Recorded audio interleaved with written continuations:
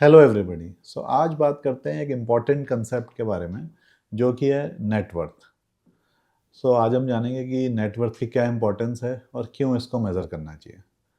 तो first of all अगर आप लाइफ में कोई भी चीज़ इम्प्रूव करना चाहते हैं, कंट्रोल करना चाहते हैं, तो आपको पहले पता तो होना चाहिए कि वो आप करेंटली किस स्टेज में हैं। तो जैसे कि अगर आपको अपना वेट कंट्रोल करना है तो सबसे पहले करंट वेट को मेज़र करना चाहिए। सो इसी हिसाब से अगर आपको वेल्थ क्रिएट करनी है और आगे लाइफ में बढ़ना है तो आपको पता होना चाहिए करंटली आपकी वेल्थ कितनी है या आपकी नेटवर्थ कितनी है। और कर जनरली अगर आप लोगों से पूछें ना कि आपकी सैलरी कितनी है तो आदमी को पता रहेगा ऑलमोस्ट मेरा कितना पैकेज है या फिर बैंक अकाउंट में कितना बैलेंस है। वो भी हो सकता है आपको पता रहे, अदरवाइज आप ऐप में देख के जल्दी देख के बता देंगे कि कितना मेरा भी बैंक अकाउंट बैलेंस है। बट अगर किसी से पूछो कि नेटवर्थ कितनी है तो शायद मोस्ट ऑफ द पीपल को या काफ़ी लोगों को नहीं पता होगा कि उनकी नेटवर्थ कितनी है।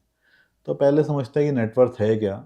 नेटवर्थ सिंपल सा ये है कि जितने भी आपके एसेट्स हैं, जो कि हो सकता है कैश इन हैंड या रियल एस्टेट, इक्विटी या फिर गोल्ड, जितने भी आपके एसेट्स हैं माइनस जितनी लायबिलिटीज़ हैं। लायबिलिटीज़ मतलब जो आपने लोन्स ले रखे हैं, मतलब हो सकता है कोई होम लोन लिया हो, कार लोन लिया हो, पर्सनल लोन हो, क्रेडिट कार्ड लोन हो या किसी दोस्त रिश्तेदार से ही 2-4 लाख रुपए लिए रखे हों जो आपको वापस करने हैं। तो आप एक साइड अपने जितने भी एसेट्स हैं उनको लिख लिए, इवन आपकी कार भी आपका एक एसेट है करेंटली, और जितनी आपने लायबिलिटीज़ हैं उसको माइनस करिए, वो आपकी होती है नेटवर्थ।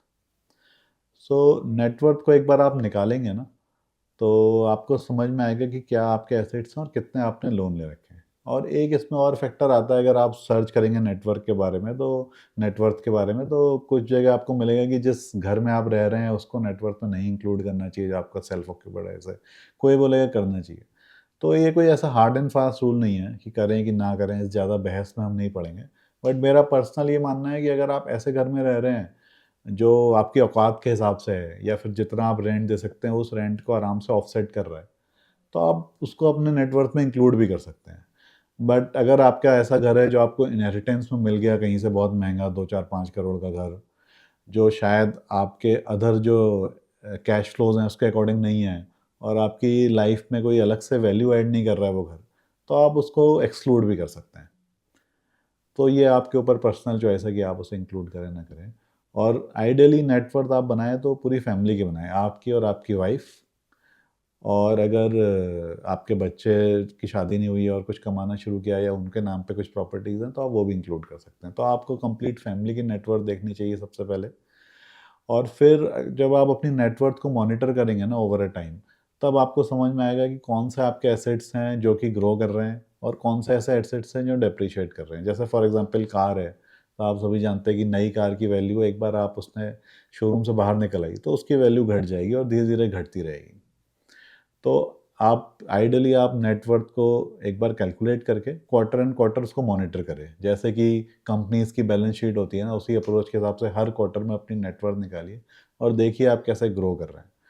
और जैसे कि नेटवर्थ इंक्रीज़ हो रही है, आइडियली आपका टारगेट एटलीस्ट ये होना चाहिए कि जो कंट्री की नॉमिनल जीडीपी है, मतलब जीडीपी प्लस इन्फ्लेशन, जो इस बार के अभी रिसेंट नंबर्स आए हैं उसमें तो इन्फ्लेशन बहुत कम है।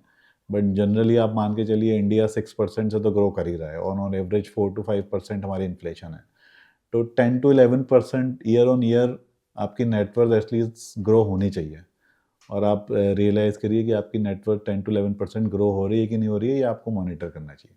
आपको पता रहता है कि आपकी सैलरी कितनी बढ़ रही है, वो तो पता रहता है, बट नेटवर्थ का लोगों को आइडिया नहीं रहता कितनी बढ़ रही है। और सैलरी के जो इंक्रीमेंट होते हैं वो तो ऑब्वियसली टैक्स डिक्रीज़ करके आपके पास आएँगे। तो जब तक आप अपनी नेटवर्थ निकालेंगे नहीं ना और उसको मॉनिटर नहीं करेंगे कि कैसे वो ग्रो कर रही है, तब आपको रियलाइज़ नहीं होगा कि किस डायरेक्शन में आप जा रहे हैं।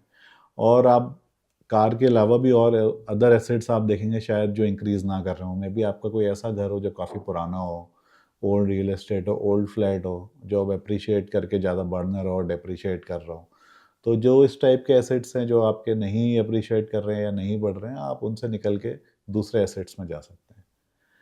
तो बहुत सारे सीएज़ होंगे या एमबीए फाइनेंस होंगे, जो ना कंपनीज़ में काम करते हैं। आपने कंपनीज़ की बैलेंस शीट देखी होगी, कंपनीज़ की नेटवर्थ भी निकाली होगी, प्रॉफिट एंड लॉस स्टेटमेंट भी लिखा होगा।